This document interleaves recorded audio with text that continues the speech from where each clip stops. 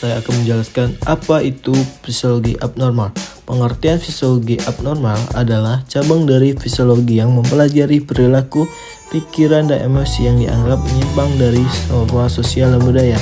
Menurut America vs. Asian, gangguan mental dapat definisi sebagai pola perilaku atau fisiologis yang terjadi dalam konteks individu yang menyebabkan gangguan signifikan dalam fungsi sehari-hari.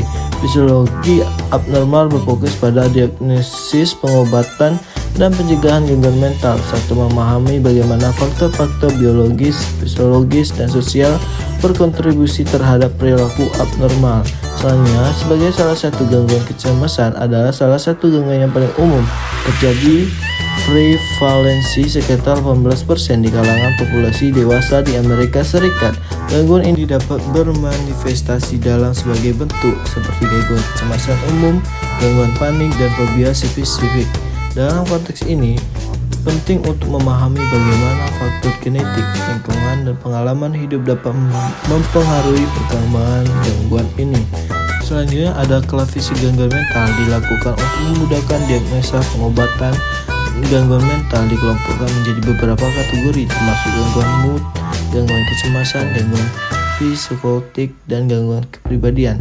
Setiap kategori memiliki kriteria diagnostik dan spesifik yang membantu profesional kesehatan mental dalam menentukan jenis gangguan yang dialami individu. Sebagai contoh, gangguan depresi mayor ditandai dengan gejala seperti perasaan sedih yang mendalam, kehilangan minat, dan perubahan pola pikir, serta nafsu makan.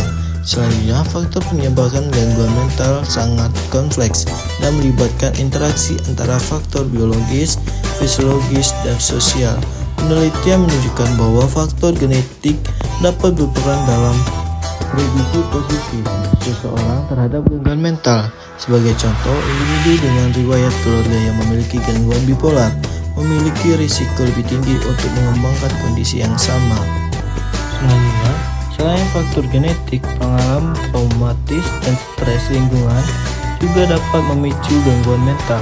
Penelitian menunjukkan bahwa individu yang mengalami trauma masa kecil seperti kekerasan fisik atau emosional memiliki risiko lebih tinggi untuk mengalami gangguan kecemasan dan depresi di kemudian hari. Hal ini menunjukkan pentingnya intervensi dini untuk membantu anak-anak mengalami trauma agar tidak berkembang menjadi gangguan mental di kemudian hari. Ada juga faktor sosial seperti dukungan sosial dan kondisi ekonomi juga berkontribusi terhadap kesehatan mental. Penelitian menunjukkan bahwa individu yang memiliki jaringan sosial yang kuat cenderung memiliki kesehatan mental yang lebih baik dibandingkan mereka yang tersosialisasi. Oleh karena itu, penting menciptakan lingkungan yang mendukung bagi individu dan berisiko mengalami gangguan mental. Maka diperlukan diagnosis dan pengobatan. Diagnosis gangguan mental dilakukan oleh profesional kesehatan mental melalui wawancara, observasi, dan penggunaan alat penilaian yang telah terstandarisasi. Proses ini penting untuk memastikan bahwa individu menerima diagnosis yang akurat dan pengobatan yang sesuai. Pengobatan gangguan mental dapat bervariasi tergantung pada jenis dan tingkatan keparahan gangguan. Terapi fisiologi seperti terapi perilaku kognitif adalah salah satu pendekatan yang paling umum digunakan, telah terbukti efektif dalam mengobati berbagai gangguan, termasuk depresi dan gangguan kecemasan. Selain itu, pengobatan farmakologis seperti antidepresi dan anxiolysis juga sering digunakan untuk membantu mengelola gejala gangguan mental. Sehingga pentingnya untuk diingat bahwa pengobatan gangguan mental seringkali diperlukan pendekatan yang multidisiplin. Kombinasi terapi fisiologis dan farmakologis dapat memberikan hasil yang lebih baik dibandingkan dengan salah satu pendekatan saja, menunjukkan bahwa kombinasi terapi dan obat dapat meningkatkan tingkat pemulihan individu dengan gangguan depresi. Selanjutnya ada stigma dan kesadaran masyarakat terhadap gangguan mental yang masih menjadi masalah besar di masyarakat. Banyak individu yang mengalami gangguan mental merasa terisolasi dan tidak diterima yang mendapatkan memperburuk kondisi mereka. Menurut sebuah survei oleh National Association on Mental Illness, sekitar 60% orang dewasa dengan gangguan mental tidak mencari perawatan karena stigma.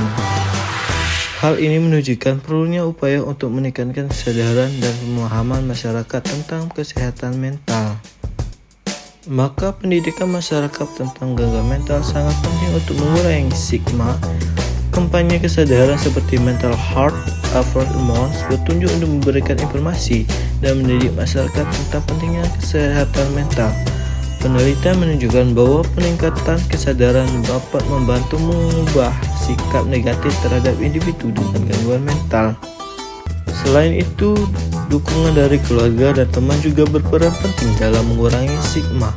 Individu yang memiliki dukungan sosial yang kuat cenderung lebih mampu mengatasi tantangan dihadapi akibat gangguan mental. Oleh karena itu, pentingnya bagi masyarakat untuk menciptakan lingkungan inklusif dan mendukung bagi mereka yang mengalami gangguan mental. Itu saja yang dapat saya sampaikan. Saya ucapkan terima kasih.